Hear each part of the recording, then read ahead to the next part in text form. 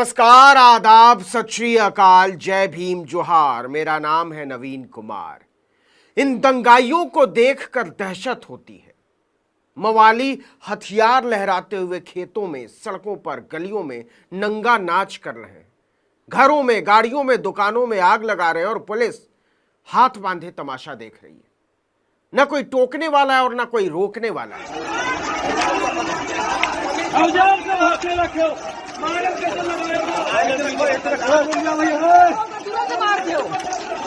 Police उल्टा दंगाइयों को शह दे रही है, उनकी निगरानी कर रही है। कोई नहीं पूछ रहा इनसे हथियार कहां से लाए या इतने लोग सड़कों पर कहां से उतरे। भारतीय न्याय संहिता की सारी धाराओं में दंगाइयों ने आग लगा डाली है और पुलिस की हिम्मत नहीं कि उन्हें एक शब्द बोल दे। इन तस्वीरों को देखकर लगता है कि कहीं उत्तर प्रदेश में गुजरात मॉडल लागू करने की तैयारी तो नहीं है। 2002 में जब नरेंद्र मोदी गुजरात के मुख्यमंत्री थे, बिल्कुल यही तो हुआ था। दंगाई घरों को लूट रहे थे, आग लगा रहे थे, औरतों बच्चों को मार रहे थे और पुलिस से लेकर मुख्यमंत्री कार्यालय तक इस दहशतगर्दी को संरक्षण दे रहा था।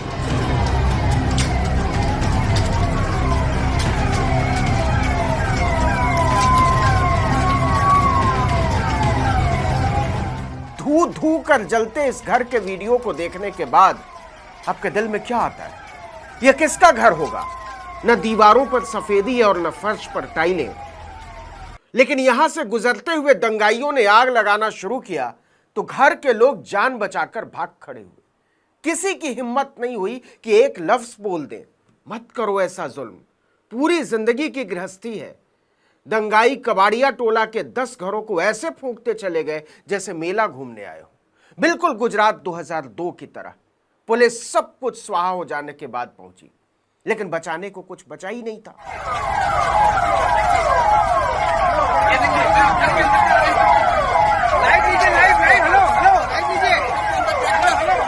गांव के लोगों का रो रो कर बुरा हाल। लोगों की जिंदगी भर की मेहनत को दंगाइयों ने स्वाहा कर दिया। योगी आदित्यनाथ वैसे चाहे जितने बड़े वीर बनते हों, लेकिन संवेदनशील हालात ने साबित कर दिया है कि राज्य की कानून व्यवस्था को संभालना उनके बूते की बात नहीं है। वो सिर्फ मंचों पर गला फाड़ सकते हैं। अमन चैन की बहाली से उनका कोई वास्ता नहीं है। कमाल तो यह है कि दंगाई सीधे प्रधानमंत्री नरेंद्र मोदी को और मुख्यमंत्री योगी आदित्यनाथ को चुनौती दे रहे हैं। पुलिस प्रशासन या नरेंद्र मोदी जी, अगर आपको हमसे दोबारा वोट चाहिए तो जिसका साथ उसका विकास करना होगा, अन्यथा आप भी सत्ता से बाहर जाएंगे। और ये चुनौती है आपको। ये बंद करिए सबका साथ सबका विकास। आपको वो वोट नहीं देते हैं, आप क्यों उनको प्रधानमंत्री आवास योजना देते हैं, क्यों फ्री में भोजन देते हैं? इसलिए ताकि वो हमारी माता जी को जला सके, इसलिए ताकि वो हम पर पत्थरबाजी कर सके। ये बहुत हुआ, अब बंद होगा। अगर इसका प्रतिकार नहीं हुआ तो 24 घंटे के अंदर वो होगा जो प्रशासन झेल भी नहीं पाएगा। ये वचन नहीं, श्री कृष्ण को साक्षी मान कर शपथ लेता पूरा हिंदू समाज। जय जय श्री राम।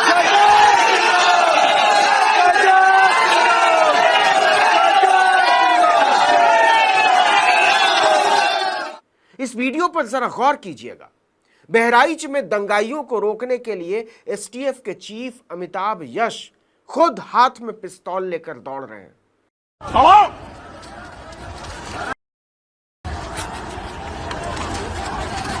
सवाल है कि यह नौबत ही क्यों आई?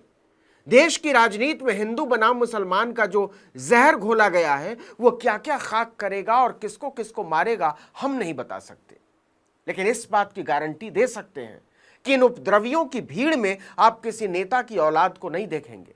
मंत्री और उप मुख्यमंत्री छोड़ दीजिए, विधायक का भी बेटा नहीं दिखेगा इसमें।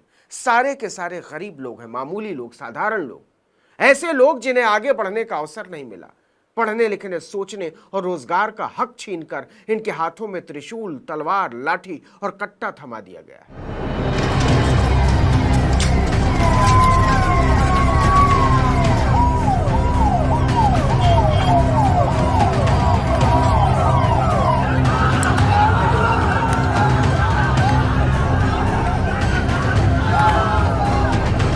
इनकी आंखों में भर दिया गया है नफरत का खून, एक पूरी कौम के खिलाफ।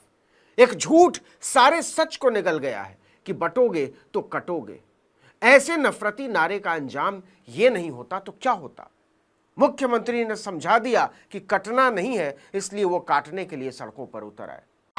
इन्होंने पुलिस के द्वारा एक हत्या कराई गई है कल लखनऊ के अंदर, यही सब चीज़ें, बनारस के अंदर लाठी चली है, अभी बहराइच के अंदर दंगा करा रहे हैं। तो ये पूरी तरीके से भाजपा के लोग उसमें शामिल है और भाजपा के जंगल राज कायम है सर। तो पूरे मामले की शुरुआत कैसे हुई, किसने दंगे की नौबत पैदा की? एक वीडियो देखिए। दुर्गा पूजा की शोभा यात्रा निकल रही थी।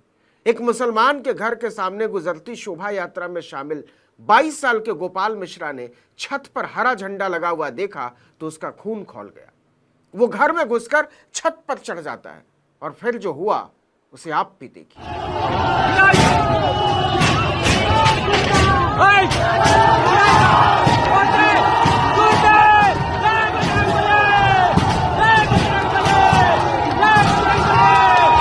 बात झंडे की नहीं है, बात नफरत की है। गोपाल मिश्रा हरा झंडा उखाड़ने में ऐसा जुटा जैसे वो बहराइच के अपने ही मोहल्ले में नहीं, पाक अधिकृत कश्मीर में खड़ा हो।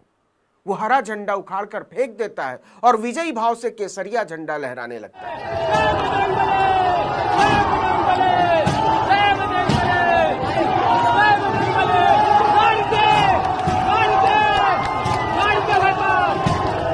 जरा सोचिए, गोपाल मिश्रा को किसने उकसाया होगा कि वो किसी के घर में घुस जाए और दूसरे मजहब का झंडा उखाड़कर फेंक दे? और किसने समझाया होगा कि यही तुम्हारा धर्म है?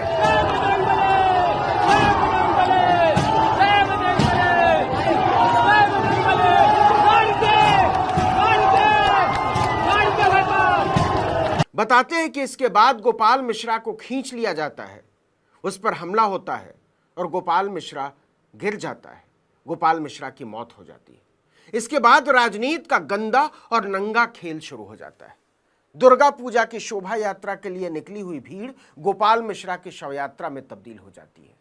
हजारों लोग हाथों में लाठी डंडे लेकर गोपाल मिश्रा के अंतिम संस्कार में शामिल होने के लिए सड़कों पर निकल पड़ते हैं, खेतों में निकल पड़ते हैं। पुलिस तैनात जरूर थी, लेकिन उनकी ड्यूटी में हिंसा पर काबू करना शामिल नहीं था। उन्हें सिर्फ इस मार काट, आगजनी और हिंसा का तमाशा देखने की इजाजत थी।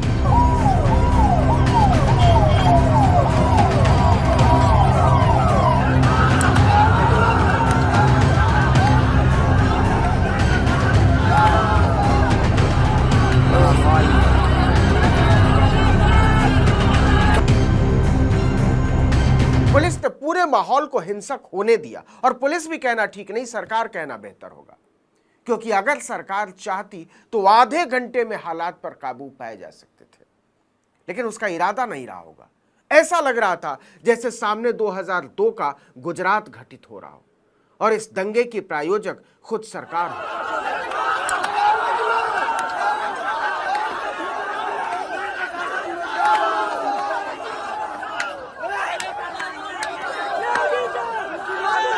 जरा सोच कर देखिए, गुजरात में यही तो हुआ था। अगर यही भीड़ आपके घर का दरवाजा खटखटाने लगे, उसे तोड़ डाले, सामने जो मिले उसमें आग लगाने लगे, तो आप क्या करेंगे? सवाल पूछा जा रहा है कि गोपाल मिश्रा को मारा क्यों, लेकिन इससे पहले का सवाल यह है कि गोपाल मिश्रा किसी के घर में घुसा क्यों? दरवाजे पर चढ़ा सैकड़ों लोगों की नारेबाजी के शोर के बीच उस इलाके के अल्पसंख्यकों में छाई हुई दहशत का सिर्फ अंदाजा ही लगाया जा सकता है। हम और आप ये सवाल कब पूछेंगे कि आप किसी के घर में कैसे घुस जाएंगे, वो भी पुलिस और प्रशासन के सामने? वर्दी वालों के सामने घर जलाए जा रहे थे, वर्दी वालों के सामने गाड़ियों में आग लगाई जा रही थी, वर्दी वालों के सामने लोगों को खदेड़ा जा रहा था। छोड़िए हिंदू और मुसलमान, और खुद को बताइए कि अगर इन्हीं हालात में आप फंस जाते तो आप क्या करते?